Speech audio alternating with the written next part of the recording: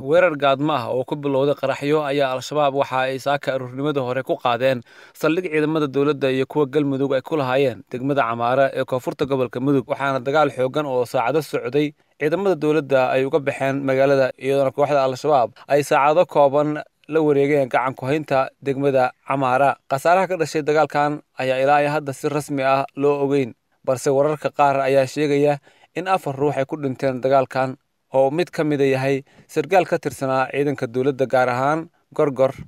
ciidamada daraawiishta galmudug oo gurmad ahaan uga yimid dhinaca deegaanka shabeelow iyo ciidamada saaka dagaalku ku qabsaday degmada camaara ayaa isla markiiba waxa ay la wareegeen gacan ku haynta degmada camaara iyadoona ciidamada al-shabaab ay la baxsadeen gaadiid ay ka qabsadeen ciidanka dowladda isla markaasna ay ula baxsadeen dhanka deegaanka caad oo dhanka koonfure ka xiga degmada camaara waxaana al-shabaab markii ay magaalada ka baxeen lala beegsaday duqeymo ay fuliyeen diyaaradaha wax duqeeya ee dowladda maraykanka